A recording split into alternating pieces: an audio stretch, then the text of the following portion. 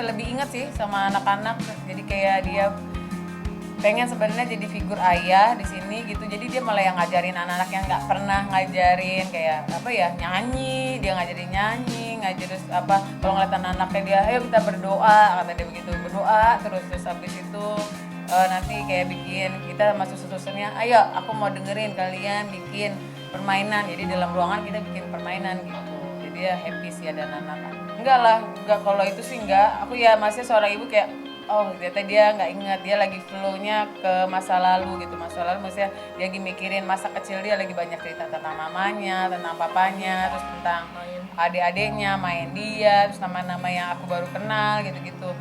Ya nggak juga sih, ya alhamdulillah dia udah hari keberapa, tiba-tiba hari kelima apa ya, dia udah nyebut anaknya, anakku di mana, dia ngapain gitu. Hari baru kemarin dokter baru bolehin, ayo bawa anak ya ke sini nggak apa-apa. Iya nanyain terus, udah mulai Daphne di mana, kakak di apa, Abel di mana, terus yang ketiga juga disebut-sebut gitu sih.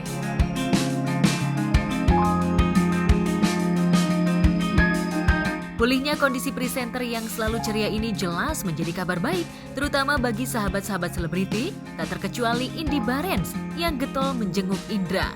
Lantas seperti apa kesaksian Indy Barens ihwal kondisi Indra? Udah membaik tapi belum bisa dikatakan sembuh ya, karena banyak sekali info-info di luar bukti sudah sembuh gitu. Berdoa dan berharap bisa pulih dan sembuh, tapi sekarang ini memang perlahan menuju pemulihan dulu gitu ya. Dan kalau dilihat sekarang ini ya tadi kunjungan ke Bekti, tadi aku juga janjian sama Dila gitu, karena izin dulu sama Dila supaya boleh nggak mau tanya keadaan di Bekti, terus Dila mengizinkan sekalian lihat aja ke atas gitu. Jadi kita ke atas bareng sama Rafa, anakku yang pertama ke sana. Terus ya menyenangkan, meskipun Bekti memang sekarang sih pandangan matanya tidak lagi masih berkabur, masih apa ya bilangnya, masih blur gitu ya, karena mungkin masih efek dari kepalanya. Tapi daya ingat dia memang cakep banget gitu loh, masih bercanda. Pas aku mau datang masih pura-pura pingsan gitu. Sampai aku bilang gini, Bekti ini lu bercanda apa enggak sih? Udah deh, jangan banyak bercanda, jangan banyak bergerak. Kalau ketemu aku tuh kayak bawanya pengen kayak mau silat apa, bercanda-bercanda gitu maksudnya. Ya yang menyenangkan lagi kan kemarin kan Bekti sempat pakai drainase di kepalanya supaya mengurangi cairan kepala. Waktu terakhir aku ketemu beberapa hari lalu cairannya masih pekat, masih banyak gitu. Nah tadi tinggal 100 mili dan warnanya sudah agak bening gitu. Jadi ya saya melihat ada hal progres yang sangat banyak dari waktu tanggal 1 kemarin. Menyedihkan itu bukan menyedihkan ya, aku terharu. Jadi Rafa memang pengen ikut buat ketemu Bekti, karena dari lahir, dari bayi itu memang udah sering ketemu, udah ya bahkan kalau kita ada kerjaan, zaman aku ada program itu dari bayi ya udah ditenteng kemana-mana. Aku mau lihat Ominda, kan memang dari kecil panggilnya Ominda. Pada saat Rafa masuk, Bekti lihat Rafa malah nangis dipegangin tangan Rafa. Aku nggak sempat video karena buat aku tuh nggak harus ini ya, di videoin nangis, dipegang tangannya Rafa terus Bekti nangis. Aku tanya, kenapa Bekti nangis? Aku bilang, iya ya dia ngomong pakai bahasa Inggris gitu, pokoknya Bekti bilang ini si anak bayi yang udah gede gitu istilahnya. Jadi kan maksudnya secara random daya ingatnya tuh masih ingat gitu. Ya cuman ya memang belum pulih total dalam arti kata, kalau diajak bicara dia bisa menjawab Bekti, cuman masih ada hal-hal yang suka ke skip gitu loh. Tapi menurut aku itu mungkin proses ya, proses banget dengan melihat Bekti sudah bisa ngobrol. Meskipun kadang suka loncat-loncat, suka tato dia inget siapa, loncat, balik lagi mundur, mesti aku ingetin, tadi gue lagi nanya ini gitu.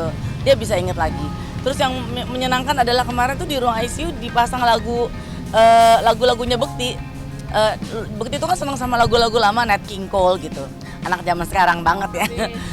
Jadi pas pasang itu aku tanya, ini coba ini lagu apa Bekti? Dia nyanyi, dia inget. Jadi yang menurut aku menyenangkan aja kalau dia bisa mengingat semua dengan sangat baik, termasuk lagu-lagu yang dia suka gitu aja sih.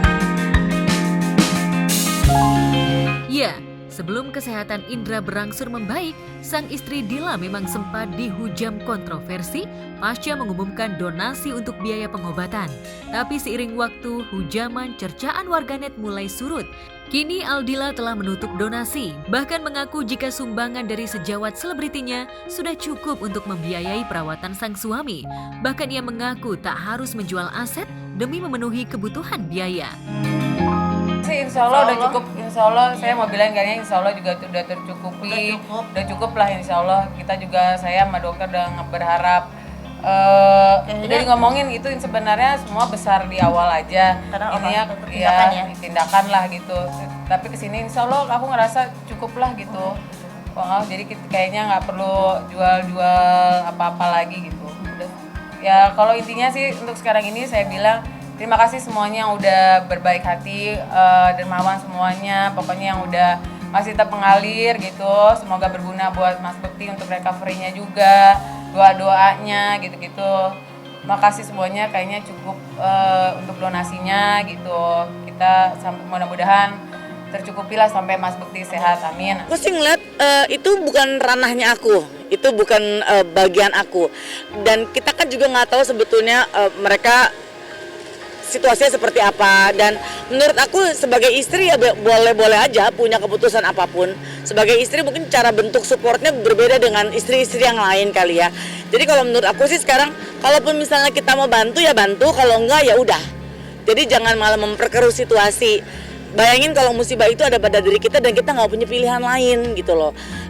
Memang sebetulnya pada saat kita mau melakukan sesuatu kan ada baiknya kita mesti berpikir ulang, ini bisakah kita lakukan ini gitu. Karena kan kalau bicara mau melakukan donasi bukan cuman Dila aja, siapapun juga bisa melakukan donasi, tapi kan mesti lihat ada peraturan yang mesti kita ketahui nggak sih, apakah ini memang harus dilakukan sendiri, boleh dilakukan sendiri, atau ada pasal-pasal yang mesti kita ikuti gitu.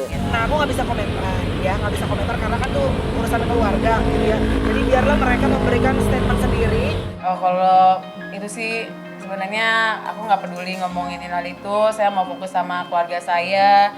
Terus apalagi nih momen-momen indah banget buat aku, Mas Bekti udah bisa udah bisa nginget anaknya, jadi aku mau fokus hal itu. Dan ya bisa dibilangin nggak peduli sama ngomongan yang lain, aku fokus sama diri aku sama keluarga aku gitu aja. Insya Allah ada jalannya, dan alhamdulillah sampai detik ini Tuhan itu ada pokoknya Tuhan itu ada dari awal sampai terakhir ini. Masya Allah deh, pokoknya banyak orang yang ngebantu karena Mas Bekti itu baik. Dan aku berharap ya semuanya yang orang yang telah membantu Mas Bekti, semuanya yang benar-benar nggak mau disebut namanya, aku doain semua barokah, pokoknya hidupnya penuhin keberkahan, amin gitu sampai detik ini. Masya Allah ya, nggak kan saya ngomong saya nggak bakal mau kasih tahu berapa banyak, intinya kita udah usahain apapun yang terbaik buat Mas Bekti. Jadi ya udah ada beberapa gitu aja. Kalau orang bener sih pasti ngejawabnya, Mbak Dila nggak usah segitunya untuk di publikasiin gitu ya. Ternyata saya ya udahlah saya berusaha untuk fokus sama diri saya sendiri, sama keluarga saya sendiri, sama anak-anak gitu aja. Indra sendiri memang masih membutuhkan waktu untuk masa pemulihan, apalagi ingatannya kerap mengalami blank dan berubah. Lantas mungkinkah Indra akan segera dipindahkan ke ruang inap atau masih harus menjalani sejumlah tindakan observasi? Semoga ya doain aja observasinya, karena dokter juga masih dibilangin observasi, sampai tadi pagi juga dibilangin semuanya more better, udah nggak ngerasain pusing, udah enggak, tensinya juga maksudnya dibilangin apa sih, daya apa sih namanya yang tensi darah ya, tensinya stabil. Tadi kita baru ngecek, ini baru turun dari Mas Bekti, semuanya udah bagus, tinggal observasi dokter aja sih gitu, karena masih belum, katanya masih riskan karena memorinya ini yang masih belum stabil. Kalau ditanya dia pindah ke ruangan tanpa pantauan dari dokter gitu ya, benar. Dari awal, ya sebenarnya Masya Allah sih dari awal itu dia sampai detik ini Mas Bekti cuma, kalau saya ingat, dia jam berapa Bun? Jam 9 apa 9 pagi. Pasti ingatnya itu cuma, I must go. One walking. Dia bilang gitu, so itu yang pikiran dia udah nggak sabar gitu. Kadang suka, aku bilang kenapa? Enggak, aku nih ada kerjaan loh Bun hari ini gini-gini, padahal otaknya dia intinya kerjaan, karena dia mikirnya Karena dia workaholic juga. workaholic, jadinya itu yang dipikirinnya sih sebenarnya gitu.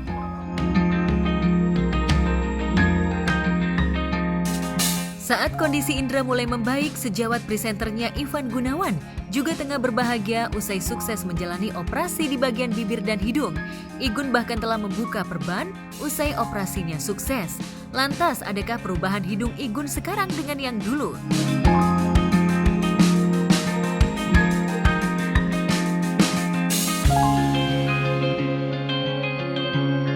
Ada yang ulang tahun nih, hello. Jadi, what I did today is collaboration between Indonesian and Turkish doctor. After surgery in Turkey, dokter sini taking care post surgery-nya. Kita lagi ozon. Mana tuh tabungnya? Oke, over there. Semoga kelihatan supaya recovery-nya lebih cepat.